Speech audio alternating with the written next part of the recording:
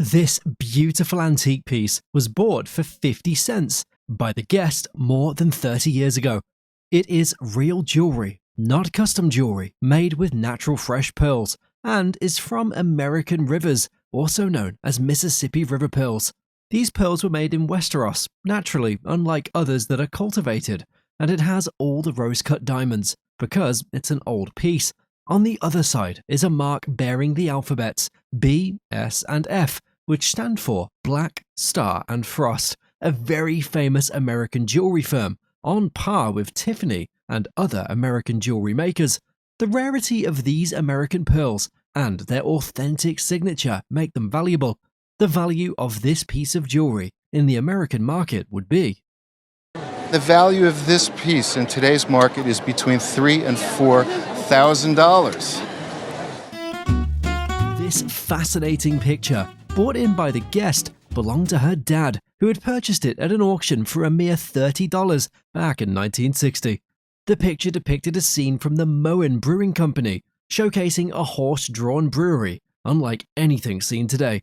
The absence of any cars in the picture indicates it predated the invention of the automobile. This detail, along with the style of the beer bottles, helped date the picture to the pre-Prohibition era, when the Moen Brewing Company was flourishing. While the brewery itself never reached the grand scale envisioned in the picture, the artwork remained a valuable piece of history. The appraiser classified it as brewerinia, a term for beer-related memorabilia. Considering its historical significance, excellent condition, and intricate details, the estimated price of the picture is. I would suggest that at auction, this piece would be estimated $1,500 to $2,000. The details are fantastic, the condition is fantastic. A guest brought in a French 19th century sculpture that belonged to Christine Hoyt, a friend of their mother's. Christine had travelled extensively in Europe before World War II, collecting antiques, including this statue. The sculpture, made by Alexandre Falguière, a leading academic sculptor in France. He was well known during his time for public commissions and work on the Paris Opera. The statue is signed by Falguière, which adds to its authenticity and value. Additionally, it's marked by Goupil and Company, a famous Parisian gallery with branches worldwide, known for publishing prints and making editions of bronzes. This gallery's connection further enhances the statue's historical significance. The statue features a lovely patina and high-quality casting, which the appraiser highlighted as particularly desirable attributes. The piece originally came with a pedestal and a turntable, allowing it to be viewed from all angles. The knob on the statue was used to rotate it, revealing its intricate details from every side. And as for its value, at auction, we would probably get between $8,000 and $10,000 for it. Oh my God! Tiles often vary in colour and design, but this tile is an exceptional example of Groovy pottery craftsmanship. A guest received a tile from a friend, an antique dealer in Florida, in exchange for a mantel clock worth a few $100s. The appraiser confirmed the tile was made by the Groovy Pottery Company. Okay, so let me tell you about this, why I like it and what I think it is, what I'm sure it is. You suspected it might be by Groovy Pottery Company. It is Groovy, and I can tell you it's Groovy for several reasons. Key features include the artist's initials on the back and a distinct glaze pattern. The tile's division into 4 sections and its dozen colours further affirmed its origin. Unlike most Groovy tiles with 4 to 6 colours, this one boasts a vibrant array. The type of decoration is called cuenca, which is like a burnt rope design where this burnt black line delineates one color field from the next. The decoration style, called suenza, uses a black burnt line to separate color fields. Beyond that, the main thing is the way these glazes have gathered. That's like a signature for Groovy. The appraiser praised the tile for its strong, powerful image and excellent color separation. According to its characteristics, the appraiser valued it as. At auction, this tile is worth somewhere between $4,000 and $5,000. This beautifully exquisite lamp was produced by Tiffany Studios. Tiffany Studios represents one of the luxurious manufacturers of many beautiful products, including this one. Unlike other Tiffany lamps, this lamp shows no stained glasswork. However, the reason we can confirm it's a Tiffany lamp is because of a distinct feature. This is a Favril Fabrique shade. Okay. It's also referred to as a linen fold shade. It also features a brown to green finish that beautifies the lamp's metal. This exhilarating lamp was crafted in 1915 when a lamp like this one was used by the rich. The lamp also has a beautiful Favril fabric shade. It does have a Tiffany Studios mark on the bottom, a brown to green finish on the metal. At auction, this original desk lamp with a Favril shade and beautiful finish will sell for. I would place a value on this for insurance from $4,000 to $6,000. Really? Toys are often cherished playthings, but these toy motorcycles are more than just childhood relics. They are rare collectibles, steeped in history and craftsmanship. A guest brought in a collection of cast iron toy motorcycles, inherited from their grandfather, a former motorcycle patrolman in Cleveland during the 1920s and 1930s. The appraiser identified them as products of Hubley Manufacturing Toy Company, dating back to the 1930s. The guest recalled admiring these toys as a child, but was never allowed to play with them. I'm happy to report that these are all original condition. The paint is correct, the figures are proper, they are free from any breaks or cracks, which can often happen. The appraiser noted the fragile nature of antique toys, particularly those made of brittle cast iron, emphasizing their susceptibility to damage. Despite their age, all motorcycles were in original condition, with intact paint and figures. The large Harley-Davidson hill climber stood out as the rarest and most coveted among collectors. The large blue cycle here having the most wear and the most chips. What's really exciting for collectors on the large hill climber is that his rear, featuring embossed details and nickeled wheels, the appraiser highlighted its desirability due to its condition and historical significance. According to the appraiser, the estimated value for each patrol cycle range.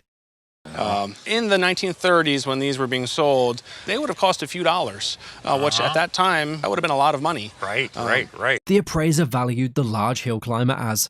That can range anywhere from $2,000 up to even $3,000. Wow. The appraiser mentioned the collective value as. Collectively, you're looking at an auction estimate of somewhere between $10,000 and $15,000 of cast iron toys. Wow, don't tell my wife that. She'll make me sell them and take her on a trip. The charm of this samurai armor lies in its intricate design and rich history. In the mid to late 50s, the guest's father bought this piece, fascinated by its samurai legacy. Made from lightweight and durable materials, the armor was crafted to protect warriors from various blows. Overlapped lacquered metal scales and fabric layers highlight the advanced technology of its time. At how small the scale was, because we've grown so much as the human race. Armor was meant to protect. A silk panel with a dragon, clouds, and a flaming pearl adds artistry and symbolism. The silk is actually an 18th century Chinese fabric, which is quite rare and valuable. Experts believe the armor dates back to the 19th century, just before the Meiji period. An original lacquered box with a family crest hints at the armor's noble past. You'll notice here that this is a dragon with clouds and a flaming pearl. This is actually silk. Really? Despite some missing pieces, like the articulated gloves, the overall condition is impressive. Blending historical significance and craftsmanship, this samurai armor is valued at. At auction, I would expect this suit of armor to make somewhere between $5,000 and $8,000 today. Oh, wow. Okay, great. If all the pieces were here and this were in perfect shape. The guest stumbles upon a hidden treasure at an auction, a stunning glass piece by French artist Deco. The story begins 35 years ago, when the guest first saw this beauty in an antique dealer's shop in Pittsburgh.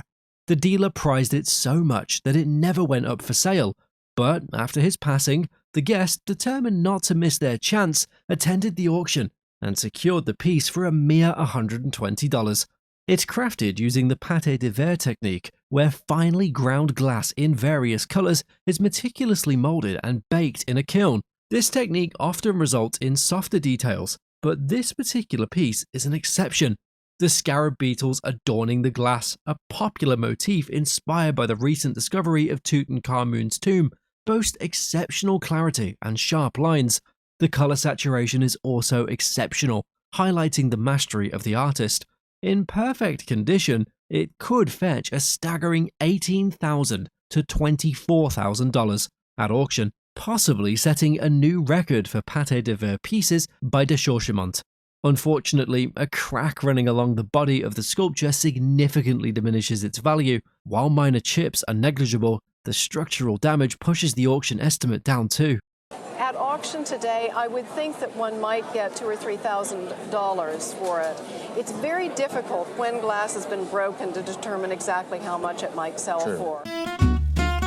Flags are not merely pieces of fabric. They hold stories of courage, sacrifice, and history. The appraiser praised it as one of the finest World War II flags he'd seen. It belonged to Bill Reed, a Flying Tigers pilot who destroyed 10.5 planes with the AVG and 8 more with the 14th Air Force. Reed tragically died in December 1944 during a mission when his plane ran out of fuel. Trying to bail out, he was struck by his plane and killed. He'd become a lieutenant colonel by then. The appraiser focused on the flag, identifying it as the headquarters flag of the 1st American Volunteer Group, also known as the AVG or the Flying Tigers. The flag is crafted from silk and entirely hand-embroidered. It features the inscription, 1st American Volunteer Group at the bottom. Additionally, there are Chinese characters on the side.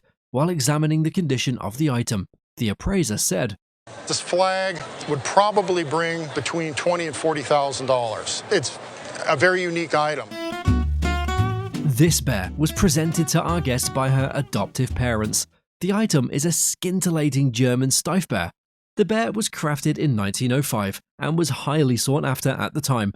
This bear features shoe button eyes, signifying its origin predates World War I.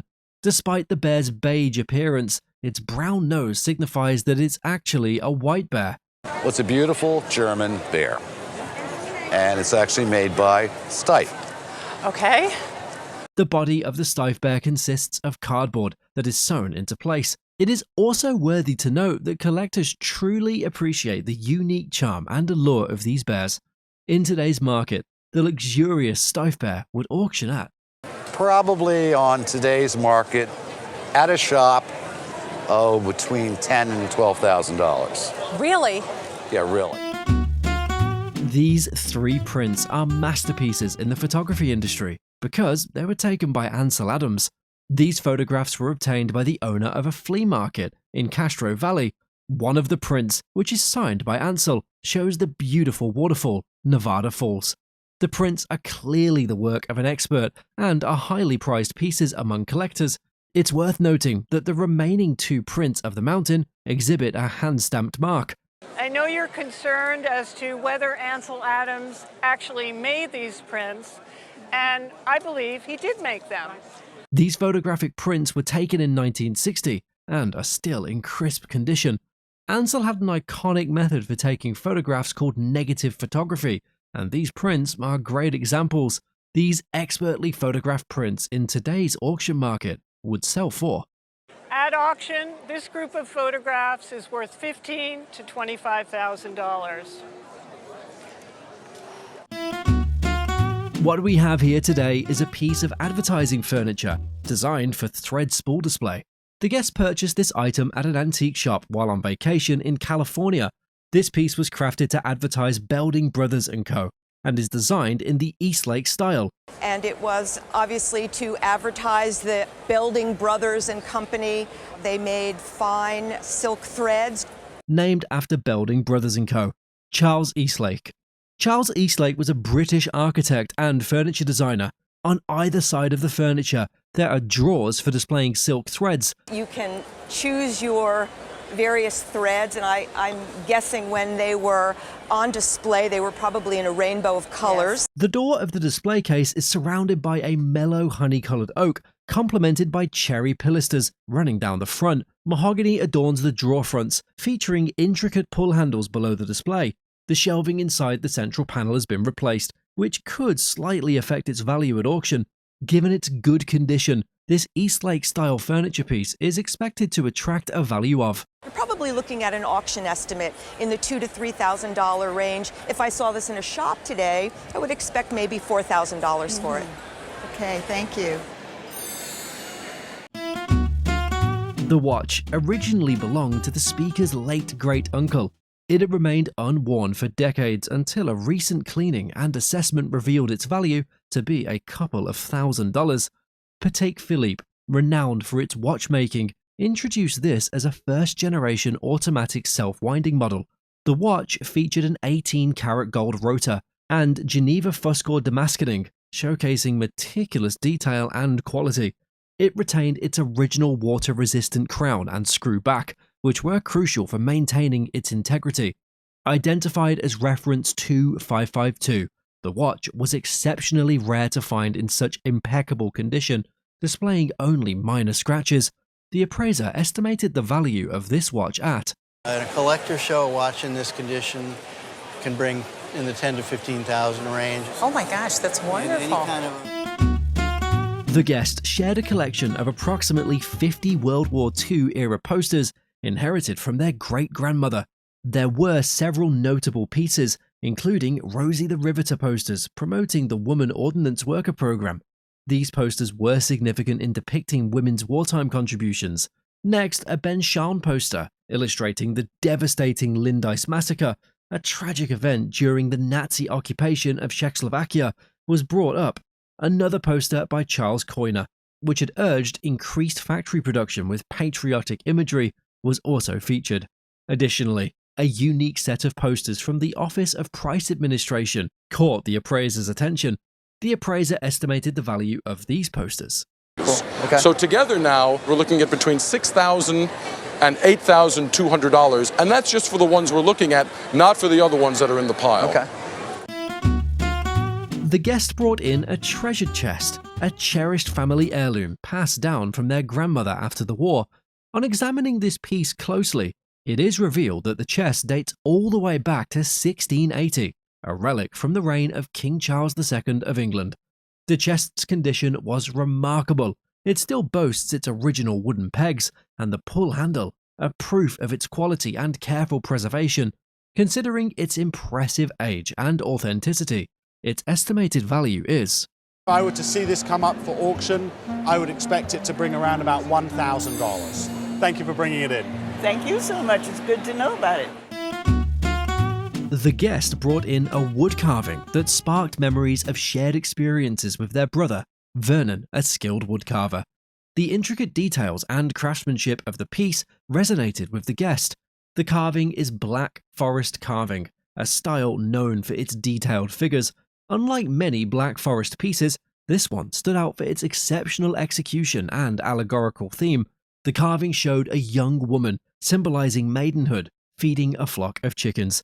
The lively scene showcased her gentle demeanor, the intricate details of her face, and the various animals interacting around her. All this was done from a single piece of wood. Despite the lack of a known artist, the piece has a conservative estimate of...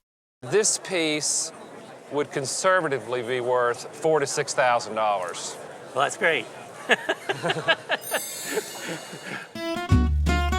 Inheriting a collection of Art Deco jewelry from her great-aunt was a deeply emotional experience for the guest. The collection came along with an accompanying note urging her to enjoy the pieces and pass them on to her daughter.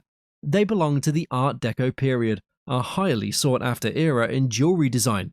Dating back to around 1930, the jewelry incorporated diamonds, sapphires, and platinum, the metal of choice for Art Deco jewelry. The key characteristics of Art Deco design were the geometric shapes, clean lines, and bold color contrasts, all of which were beautifully embodied in these pieces. The ring featured a stunning center diamond exceeding 2 carats, while the sapphires boasted an unusual French cut. The bracelet, a style bracelet with a wider center tapering towards the ends, has an exceptional execution. A jeweler had recommended an insurance value of $5,000. However, if offered at auction today as a complete set, these pieces would have a pre-sale estimate of... If you were to sell the pieces as a suite, meaning sell them together, They would have a pre-sale auction estimate of $15,000 to $20,000. This collection belongs to the guest's parents, who moved to Nigeria after her father, a professor at UCLA in California, participated in a university exchange program. During this period, these unique pieces came to be. The male carvings were already made, but then the guest's mother asked that they could also make female figures specifically for her. Colonialism opened a market for African carvers to create objects beyond traditional tribal pieces. The carvings belong to the thorn carving style, pioneered by the renowned Nigerian artist Akeredolu in the 1930s. The meticulous detail in each carving, showing the daily life in Africa, reminded the guest of certain childhood experiences. While not categorized as fine art, there is a growing popularity of folk art, a category into which these carvings fell. The true value of the collection is estimated to be is worth $2,000 to $3,000. You're kidding. No? Wow. The guest brought in a seemingly ordinary piece of furniture, a dressing table, inherited from her family. It is, however, a true gem, a Boston lowboy or dressing table, dating back to 1750 to 1760. This early American piece, most likely used in a bedroom alongside a matching high chest, was crafted from walnut. Unlike many antique furniture pieces that go through repairs and replacements over time, this dressing table retains its original hardware and drawer pulls. Some features prove this is a Boston piece, like the distinctive scooped carved drawer with fan detailing, the apron shape, and the leg design. Unfortunately, the sun had bleached the wood over time, but a furniture conserver could restore its natural beauty. The estimated value is a staggering. At auction, I would estimate $18,000 to $20,000. Excuse me? Wow. Well, that's amazing.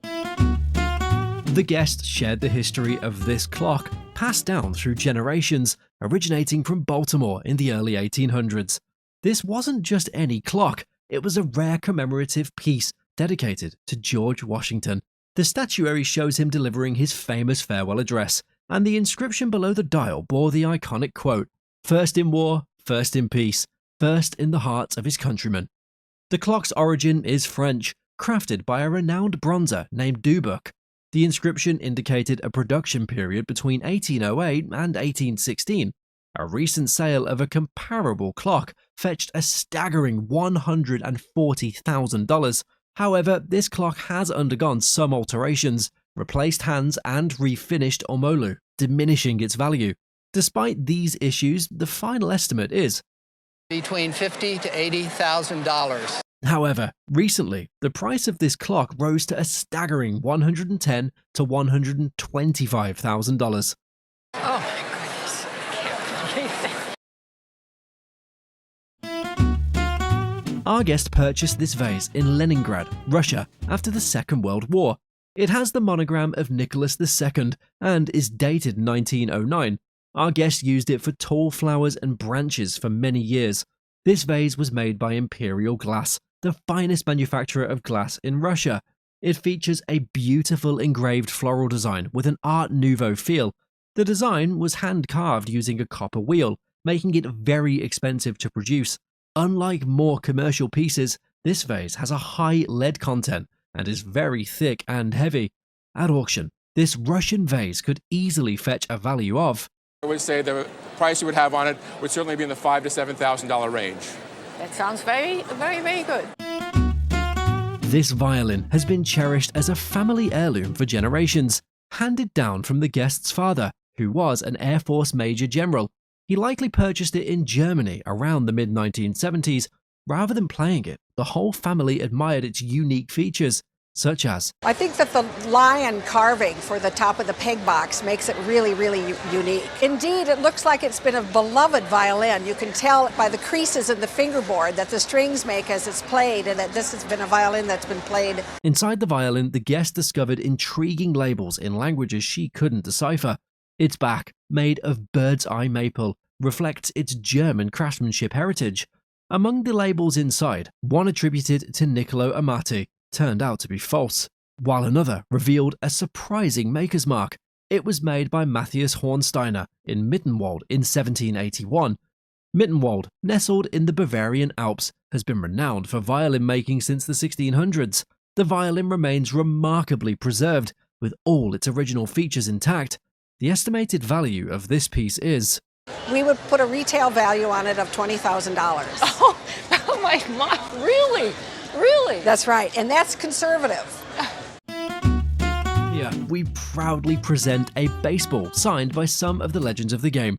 One of such signatures is that of a man celebrated as the first African American to break the color barrier in modern Major League Baseball, Jackie Robinson. Robinson's signing with the Dodgers signaled the end of racial segregation in professional baseball.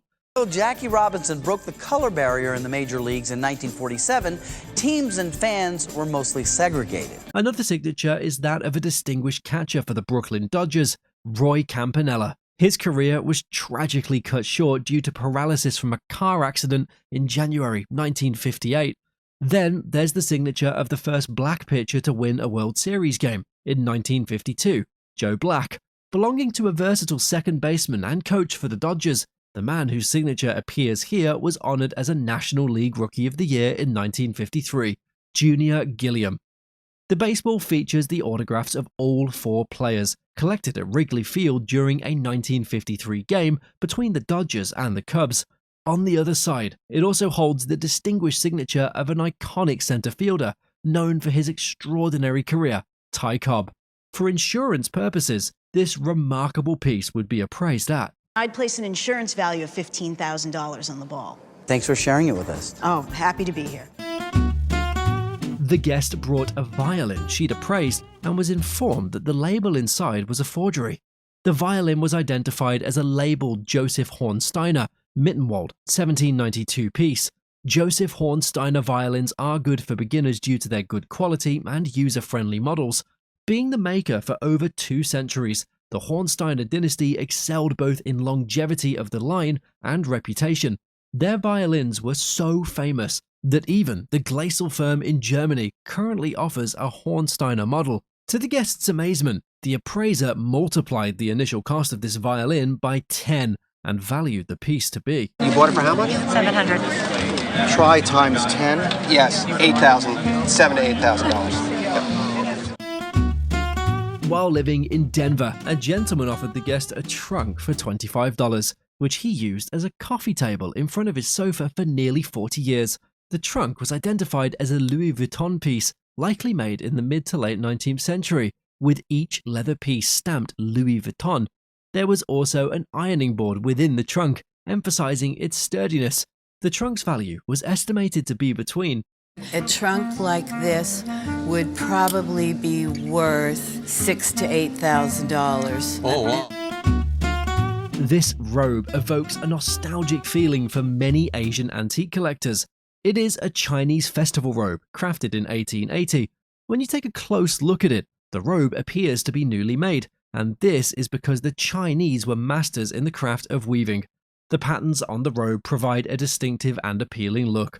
A look at the bottom reveals a strip called lishui, created through embroidery. What happens is, in terms of embroidery, that technique is very, very easy to do. Okay. So the earlier robes do less of it, and the later robes do more of it. Robes like these were worn on special occasions, such as weddings or festivals. Since the patterns are unique, they help bring the wearer to the center of attention. So there'd be many women around the house who'd be doing nothing but embroidery and cooking in the household. I see. So they'd be producing things like this in vast quantities for usage for the family. This robe was worn by the Imperial household, and thus would retail at the auction price of... For this robe to sell for at least $6,000. Oh, wow. The couple discovered a box containing these books in the house they purchased. This 1910 third edition of American Woods by R.B. Hugh is esteemed in dendrology.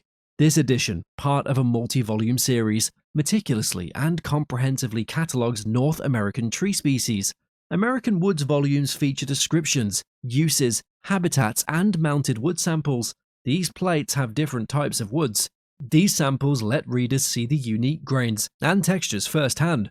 In 14 volumes, over 1,000 American trees are identified by wood samples. Recognizing its significance in the study of trees, the appraiser valued the item. Approximately $30,000. You're kidding.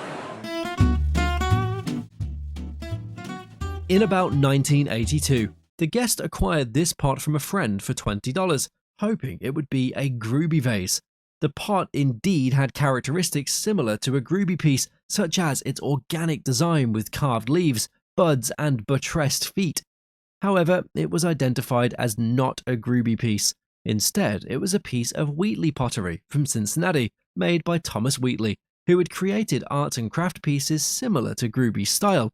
This pot was molded rather than hand-thrown and carved, as Groovy pieces typically were. The appraiser praised the pot's form, color, and glaze. Even with a small chip on the foot, he estimated its auction value to be between. At auction, this would sell for somewhere in the $1,500 to $2,000 range. Oh, wow. If it had been an actual Groovy, the value could have exceeded $20,000. This Patek Philippe watch is a perfect representation of exhilarating luxury. As the creator of some of the world's most expensive watches, which is a company founded in Switzerland in the 1830s. And their great contribution to watches was Mr. Philippe discovered how you could wind and set the watch at a crown, getting rid of watch keys. This gold pocket watch is no different, being made from real gold. A watch like this is rare to come by and surely serves as an extremely valuable heirloom. The movement of this watch at the time of its making was revolutionary. Close examination of the watch reveals it was made in 1928, and it remains unscathed. This watch, at the time of its creation, was designed to be a special piece. But if you look closely at this watch, you will see right about there a small seal from the Geneva Observatory that tells you that this was a certified chronometer. It was a special watch. It is believed watches like this one were used by the rich to show off their wealth. If this luxurious gold pocket watch were to be auctioned in today's market, it would sell for. A guest brought in a pair of chairs, which he believed were from the 1960s. The chairs, which belonged to her grandmother, were purchased from the Knights of Columbus for $5. The appraiser identified the chairs as original Eames chairs by Charles and Ray Eames, dating back to 1949. They're a little earlier than you think. They're 1949. Oh, wow. So the design came about in 1947. It was a MoMA design competition. These specific chairs were some of the earliest models, featuring several distinctive elements. The label on the underside indicated a Herman Miller Zenith Plastics collaboration from 1949. Additionally, the chairs had a rope edge in the fiberglass and a slightly transparent parchment color when illuminated. Although the chairs were in good condition, one of them had a crack, which affected its value. Considering their desirability, the auction value suggested was... The auction value would have been about $2,000. A tankard, a solid silver piece distinguished by its craftsmanship from the Georgian period in England, is the item at the center of attention. This tankard has been in the family for several years, initially given to the guest's father. Seeking more information, the guest had it appraised at a retail store for $300, with no further details provided. It features a distinctive scroll handle and intricate marks on the lid and side. Marks on the tankard indicate it was crafted during the reign of George II in London, dating back to 1737. Robert Brown is the silversmith responsible for its creation. It was confirmed by the precise English hallmarking system, renowned for accuracy and identifying silver item origins and quality. If placed in a well-advertised auction, its estimated worth ranges from good estimated value for this tankard is about $4,000 to $6,000. Is that right?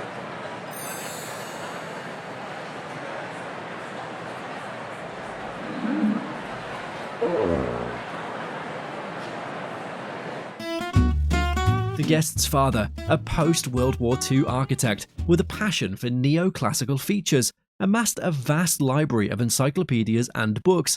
Among these is an incredible selection of works by the renowned 18th century Italian printmaker Giovanni Piranesi. Piranesi, born in Venice, moved to Rome in 1740 and mastered printmaking to document Roman architecture. One volume features a series of etchings depicting Roman architectural history. Another significant volume, Magnificenza, argues that Roman architecture was inspired by the Etruscans rather than the Greeks. Piranesi's collection of 330 detailed, beautiful, and historically significant prints is highly valued. These volumes, in early 19th century bindings, are remarkably well preserved without foxing or wormholes, which is uncommon for their age. That's not uncommon, shipping, but these bindings are early 19th century. The one that we're holding now is 18th century. Nevertheless, the entire collection has an aggregate auction value estimated between... Grouped together, I think the aggregate auction value for the whole collection would be in the range of $50,000 to $70,000. Thank you, Dad.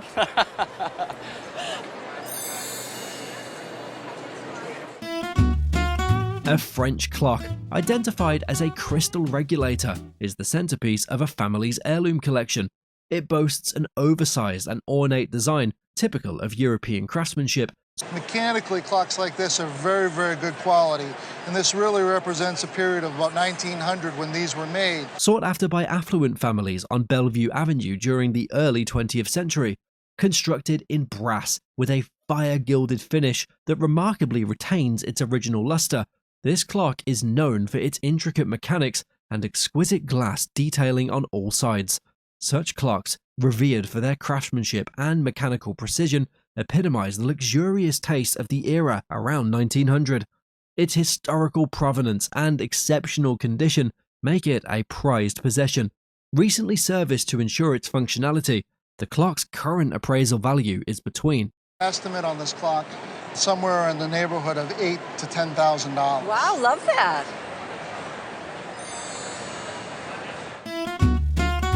A lamp purchased at an auction in 1985 in Charlottesville, Virginia, caught the eye of the guest for its resemblance to one seen in the movie The Sting with Paul Newman. Subsequent reading of a magazine article identified the maker as Dirk van Erp.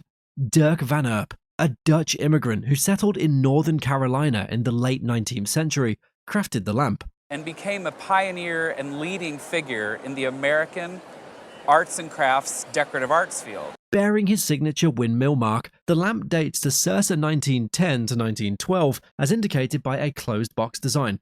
Constructed of copper and mica, the lamp features rivets showcasing Van Erp's craftsmanship and attention to detail. Despite needing cleaning, the lamp remains in good condition. At auction, such early and well-preserved Van Erp lamps typically command prices ranging around. And I would expect this at auction to sell for in the region of $20,000 to $25,000. You kidding me? I am not kidding. Wow. A poster of Mount St. Helens from the 1940s, specifically post-World War II, is being discussed. This Northern Pacific Railroad poster and others belong to the guest's friend's father, a World War II veteran.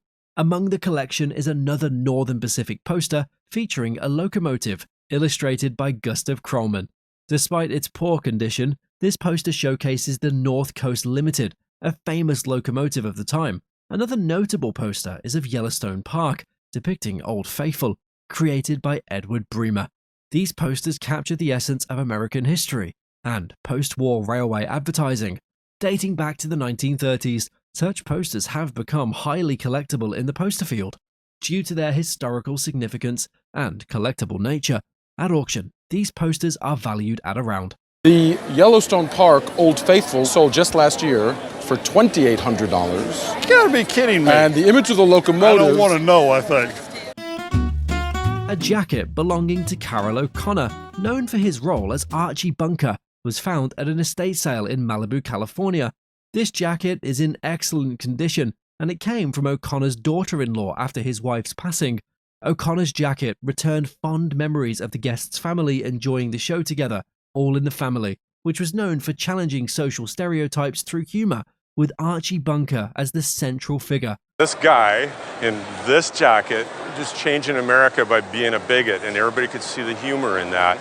Despite not being custom-made, it holds significant value due to its provenance. Photos of O'Connor wearing the jacket on the show, complete with his distinctive flag lapel pin, authenticate its history. In a memorable scene with Sammy Davis Jr., where a kiss broke the show's laugh record, the coat is visible. In pristine condition, at auction, the jacket is valued at... At auction, this is worth $10,000 to $15,000. No! You are kidding me! No, I'm not. No. This guest and her husband discovered an oil painting dated 1953 by Kenneth Nunemaker, a self-taught artist associated with the Pennsylvania Impressionist movement. Known for his vigorous brushworks influenced by Edward Redfield, Nunemaker often painted en plein air, capturing scenes with vibrant energy. Titled Bill's Place, the painting was acquired for a mere $2, surprising the guest with its artistic quality. It bears Nunemaker's signature and is marked with the locations New Hope, Pennsylvania, and Center Bridge, where the artist lived and worked. Label from 1874. Now, the difficult thing with these is putting a price on them. Each one is different. Due to the rarity of Nunemaker's works on the market, its auction value is between. Oh, it's wonderful. It's very exciting. Good. Yes.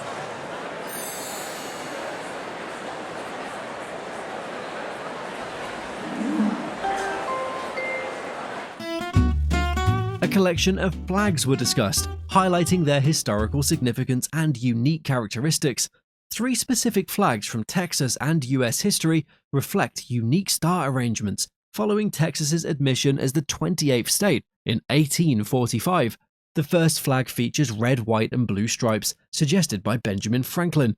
However, Benjamin Franklin told the French, in looking for our ships, to look for a flag with red, white, and blue stripes. Diverging from traditional US flag designs, stars on this flag were painted in a way to create a dimensional effect.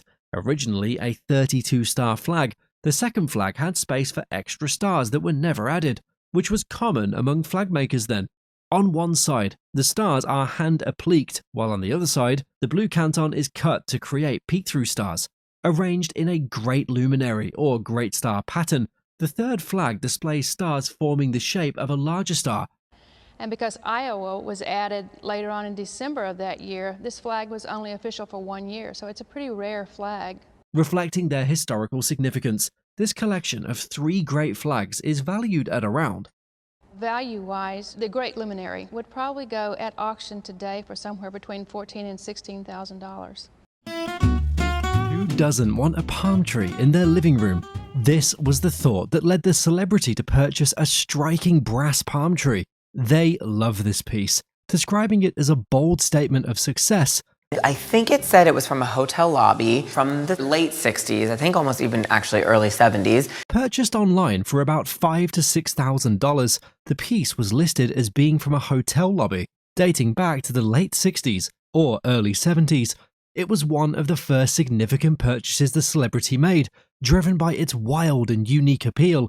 When asked if they knew which hotel it came from, the celebrity admitted they never found out, but joked that it could have belonged to an old lady in Miami with a fabulous sense of style.